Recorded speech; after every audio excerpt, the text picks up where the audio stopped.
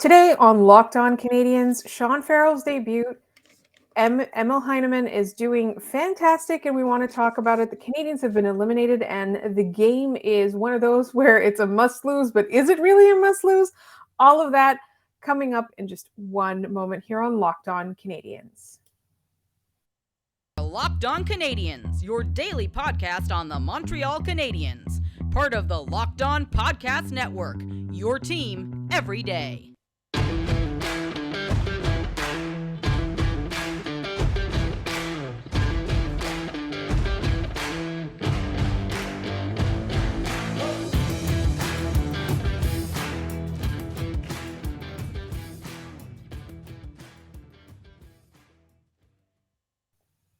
Hi there, everyone, and welcome to episode 813. This episode is brought to you by FanDuel Sportsbook, the official sportsbook of Locked On. Make every moment more. Go to fanduel.com/lockedon today to get started. My name is Laura Saab, also known as the Active Stick. You haven't seen me host a show in quite some time. I'm very, very happy to be back. Very excited to talk about Small Goals Boy 2.0. Harvard version, I think, is the one we're calling him. Also excited that Emil Heineman is providing some excitement. I know that he's been a huge question mark since the trade for him, so we're going to talk about that a little bit later. Then we're going to talk about some odds and draft pick implications a little bit later in this episode. But let us start with the debut. I said debut in the beginning, in the intro. That was weird. You caught me catch myself there. Let's talk about as they are now known in the Locked On Canadiens extended universe, the Philadelphia Poop game, and Sean Farrell's debut. Scott, you've been excited for this since he was drafted. You have been one of the, I'm going to call it, I don't think we do this anymore. I'm going to say you are a Sean Farrell hipster. I believe this is stuff that we used to say in 2004, but you're one of the early quote unquote adopters of our small adult son. And you must have been really excited to see him play. I was, and apparently Martin St. Louis wasn't aware that he was going to play. He knew he was signed, obviously, but didn't know he was going to be put in right away. Kent Hughes kind of, made that call, I guess, so there was a little bit of miscommunication there, but I'm happy to see him get that debut, and he was on a line that made sense. I know a lot of people thought, okay, he's signed. Let's put him in the top 6 right now. And my thought with this is Pizzette and Belzile have played well enough that they can hold their own on the fourth line. They're going to get easier competition. So if you're going to be bringing a guy in and getting him adjusted to the NHL speed of things against the Philadelphia Poop, you might as well start them slowly and get their feet wet here. Because it's like the Canadian schedule down the stretch isn't easy here. And you want to get him acclimated. Because you throw him in the deep end and he's struggling, what's he going to do when there are games against Toronto next week?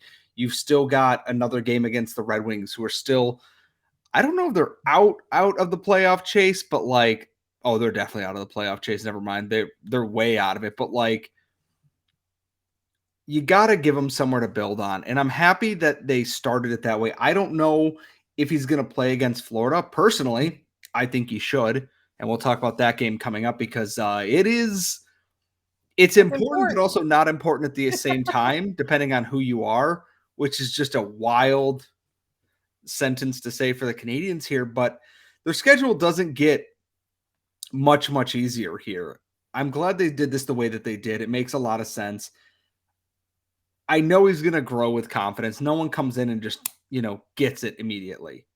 Sean Farrell, as smart as he is and as good as he is going to need time to adjust there. And I think Sebastian High and Hattie Kalakash both had small threads where they talked about what they liked in his game. It's a small sample size, obviously.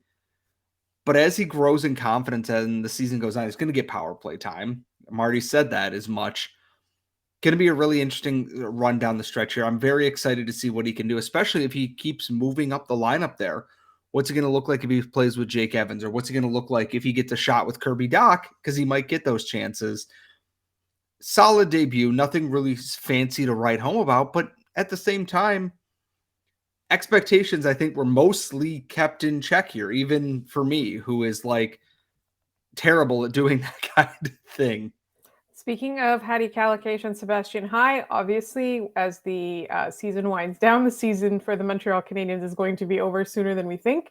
We will invite them back on to talk some prospects. And speaking of talking prospects, Scott, you have a surprise for the listeners that they can expect over the weekend. I do. If you enjoyed the episode I did with Patrick where we talked Emil Heineman, we talked Adam Engstrom and other European Habs prospects currently a couple of weeks ago, finally was able to work out the schedules and not have my internet go down in the middle of a show. Patrick and I talked a pair of Swedish draft prospects in the 2023 draft as a bonus episode for you all. That's going to be coming out on Saturday. I'm not going to spoil who it is because that takes all the fun out of it, but Patrick's got quotes from the coach's mouth. One of these players got compared to Erik Karlsson. We're keeping things in check here, but a lot of good information there. We're going to have Patrick on as we get closer to draft season to talk more prospects as well. I highly, highly recommend this. Everyone's talking about Bedard and Fantilli, etc. You're not going to want to miss this when we're talking European prospects in that top 10 range there. Just Patrick continues to be a wealth of knowledge. I'm really, really excited and happy we're able to get this episode out to everybody. Yes, and spoiler alert, I have not heard the episode, but I do know who they talk about because I could see it in our interface there, the whatever we use to put out the show to you guys. I'm super excited. Any other notes on the Philadelphia game, Scott, that you thought? I thought it was just kind of it was an game, like the auspicious. It was a game between two bad teams playing bad hockey where one team had to win at the end of it. It was. I have to give credit to Cayden Primeau. Like, I still don't understand why he was called up for this game other than, hey, it's in Philadelphia. We want your family and friends to see you play in the NHL this year. And Primeau played about as well as could be expected. The Canadiens didn't, they played like the Canadiens in front of him, but he's not the reason they lost. It was a tough game, goal against with 2 1/4 left. Habs immediately then give up the empty netter, and then Raphael Harvey-Pinard gets one back. It was a game that was definitely played that I think both sets of fans were like, I don't care anymore. Just get it over with. I'd rather be doing anything else right now. I was covering the Rocket at the same time, so I had it second screened, unfortunately, so I didn't get to pay as much attention to it as I had hoped.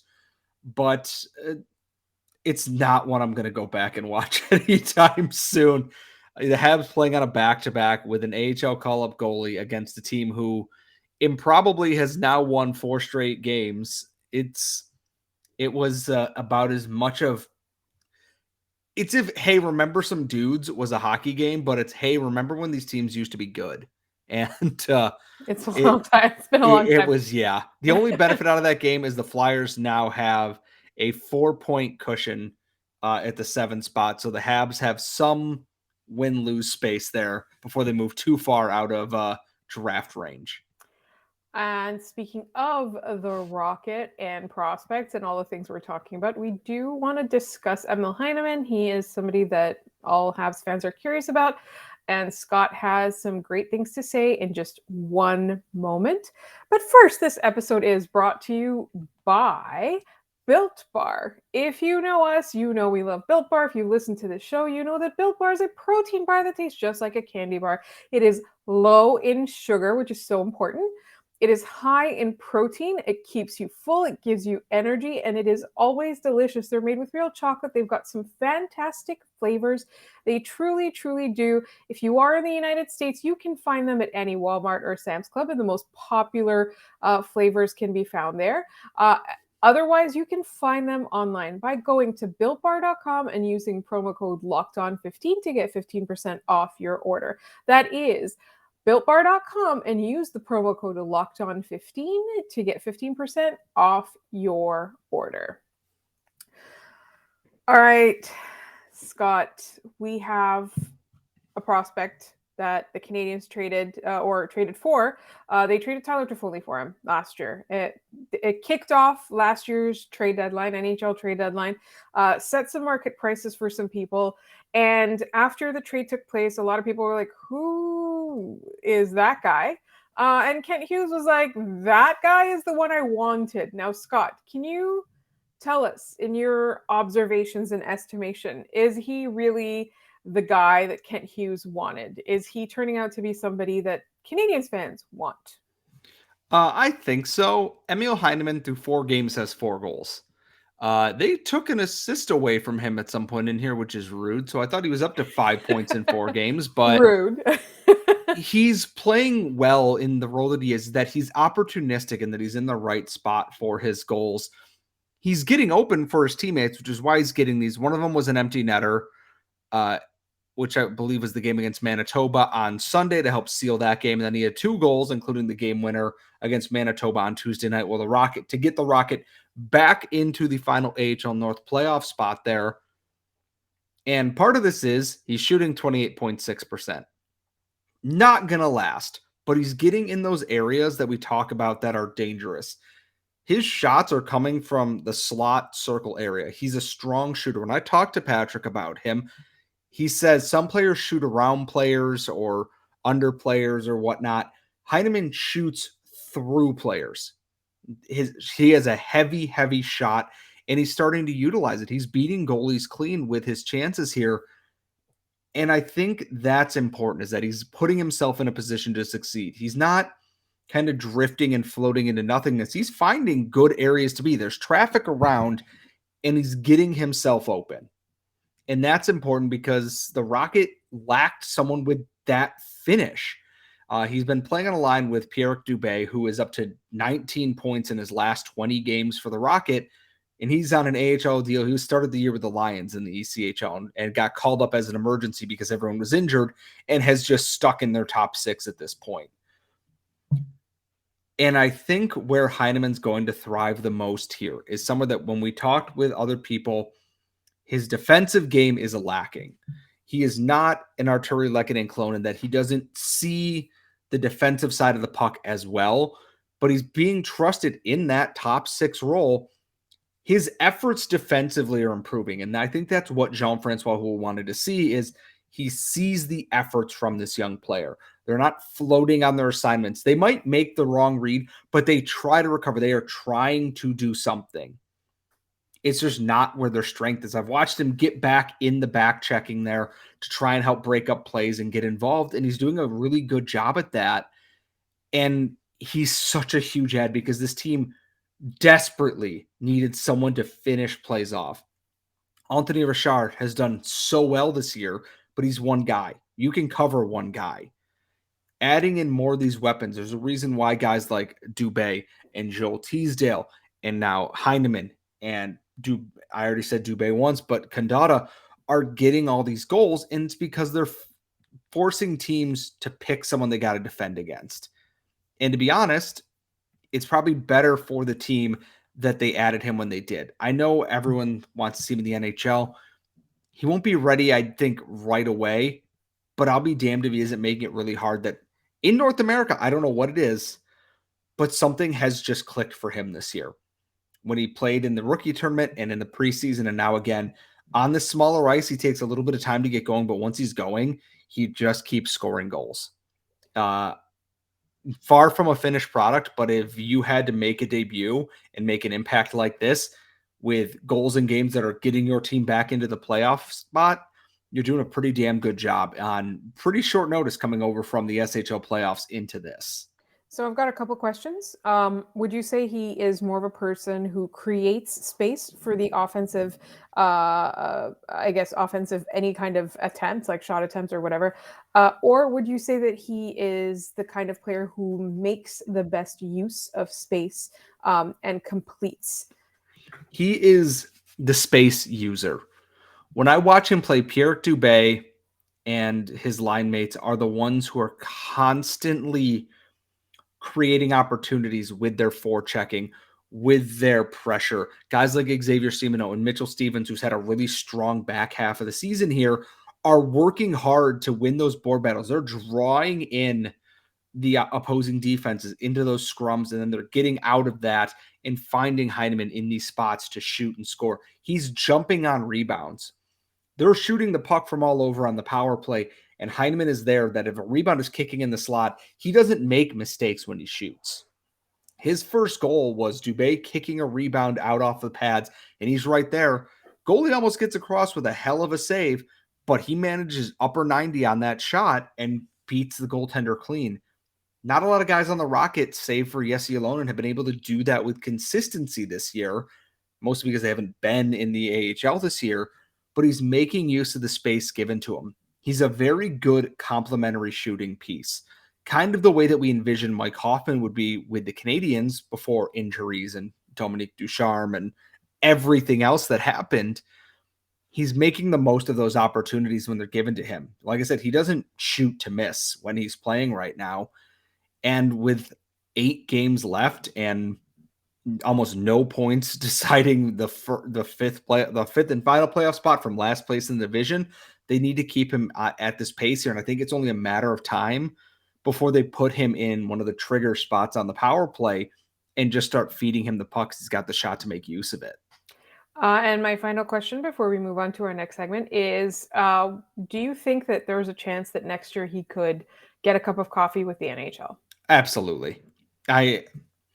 With the way the Canadiens' luck has been, in the past couple years here, anything can happen. And it's not that he wouldn't deserve it. He's played really well. How he develops next year is more working on that two-way game a little bit and everything else, and then we'll figure it out from there. I'm curious to see how long that cup of coffee might take for him to get here, but it should at some point, I would imagine. Thank you so much, Scott, for that insight. And in our next segment, what we are going to be talking about is the Canadiens' draft position. I know it's on everybody's mind. We're going to talk about the implications of the game, and that's coming up in just one moment. But first, this episode is brought to you by FanDuel Sportsbook. March Madness is heating up, and there's no better place to get in on the action than FanDuel, America's #1 sportsbook. That's because right now, FanDuel is giving new customers a no-sweat first bet up to $1,000. That's up to $1,000 back in bonus bets if your first bet doesn't win. Just go to FanDuel.com/lockedon and sign up today to claim your no-sweat first bet. And then you can wager on everything from the money line to point spreads to which team will be cutting down the net, all on an app that's safe, secure, and super easy to use. So don't miss your shot at a no-sweat first bet up to $1,000 when you join FanDuel today. Just go to FanDuel.com/lockedon to sign up. Make every moment more with FanDuel. So in addition, I just have to say this, okay? So the Panthers game, that's the Nick Suzuki bobblehead night, right? As far as I know, based on the gift he gave to Juraj Slafkovsky today, which also the news is that Juraj Slafkovsky is back in Montreal, apparently. It is Nick Suzuki bobblehead night, I believe. So I just want to double check and make sure that game is actually being played in Montreal. Yes, it looks like it is. So I just want to comment on a couple of things. Like, I love how we both saw that, and you're like, "Oh, Juraj Slafkovsky's back in Montreal," and I was like, "Extreme Leo energy to give somebody a bobblehead of yourself for their birthday." I love Nick Suzuki so much. He brings me so much joy. I love him, especially because and this isn't Nick's fault, and this isn't Juraj's fault, because that's just kind of the way they speak. But it's done in such a I'm doing this as a school project video style that it's like, I got you something for your birthday. Okay, thanks. It's unintentionally very dryly hilarious. So I love our large adult silly children. So speaking of our large adult silly children, we are hoping that they add in more large and small adult silly children coming in the future. And so this game has implications for the Montreal Canadiens draft pick. And we were going to talk about what is the lesser of 3 evils. Well, currently the Panthers are tied with the Leafs going into the third period. A win puts them within, hold on, if I do my math here. Hold on. I hope you're not expecting me to explain math. 1 point of the Pittsburgh Penguins, who I believe are in the last wild card spot in the Eastern Conference right now. My brain just did not want to put those two things together, so I apologize for everyone who just had to witness a 32-year-old man trying his best. And a Canadiens loss keeps them likely in 5th place. or no, it will keep them in 5th place because Arizona can't go down, and Anaheim is 10 points behind or ahead of them for 4th place. The Canadiens are trying to hold on to 5th, basically, at this point. Arizona's lost 5 in a row and don't play until Friday. A point by the Canadiens puts them in a tie for that spot. A win bumps the Canadiens into 6th place. However, the Canadiens beating the Panthers bumps Florida's pick potentially backwards a little bit, because I believe the Sabres also play. They do not play tomorrow, it looks like. No, because they play on Mondays and Fridays and other stupid days for a hockey game. The Rangers and Buffalo play on Friday. The Rangers run a back-to-back, which makes that an extremely winnable game for the Buffalo Sabres, which would move them ahead of Florida and bump Florida backwards. And also, if Ottawa wins, it could also move them ahead of the Florida Panthers. Their pick's going to Arizona anyway, so it doesn't really matter. Florida has the opportunity and the chance that if the Canadiens win to drop really far back, very close to that range that adds in towards the first overall lottery pick potential here. I'd like them to fall back closer to 12th. I'd prefer if someone like St. Louis or Washington helped switch that instead of Ottawa, because Sens fans deserve no joy whatsoever. I think I'm leaning towards the Habs should beat the Panthers in regulation here, to be quite honest with you. Like, there's going to be like 50 people getting angry with you as soon as they hear that statement, but everybody... Oh, how special. That's such a different daily occurrence for me. I just want everybody to remember that 2 lottery picks is better than 1 lottery pick. I do have a good point here on why they should win, though. Arizona has 7 games left. 3 of them are against the Sharks. Poop. Sorry, JD. Ducks. Poop. Sorry, JD. And the Canucks. Poop. Sorry, but Canadian. And then they play the Stars and the Kraken 3 times. Sorry. There's a U in there somewhere. But the Habs have the hardest strength of schedule left out of everyone in the NHL, with Boston, Carolina, Toronto, plus Florida, plus the Islanders in there, with 2 teams fighting for their playoff lives. I just want to say, though, that like when people think that the NHL conspires against the Canadiens, things like this don't help. Yeah. My whole thought with this is, it's like, if they win this game, it's not the end of the world, because Arizona has a very, by comparison, easier schedule and can win some of these games down the stretch and let the Canadiens slide back into 5th place. I'm not super worried about it. And anything that makes the Panthers pick worse is better for this team as well right now. You're picking 5 or 6, and we just need to accept that. They're not dropping down into 10th, because Anaheim's schedule is also not super easy down the stretch either. Just win the game. I just beat Florida. Also, last game was stupid, and I'm not over it yet. So, like, beat Florida. They're probably going to play Bobrovsky because he didn't play tonight. He's not even on the bench. And they called up some guy named Matt Guzda from the AHL to back up Alex Lyon tonight. Go win the game tomorrow. They're on a back-to-back. It's not the end of the world. You'll probably end up 5th or 6th anyways. And the lottery is going to get rigged for the Habs anyhow, so it's fine. Yes. And that is the energy we are carrying into the next game. Please remember that it is Mailbag Friday, so please send your mailbag questions. Let's see if I remember our outro spiel. So everybody make sure that you are subscribed to this podcast on YouTube or wherever you get your podcast. Make sure you follow us on Twitter at LO_Canadiens. Make sure you follow Scott on Twitter at Scott Matla and me at The Active Stick. If you would like to send us mailbag questions, you can send them to us at lockedoncanadians@gmail.com, or you can tweet them at LO_Canadiens. You can also leave them in the YouTube comments. Just put mailbag question at the beginning of your comment, so we'll know that it is in fact a mailbag question, not just a comment. And thank you so much for listening. We will talk to you with the mailbag tomorrow.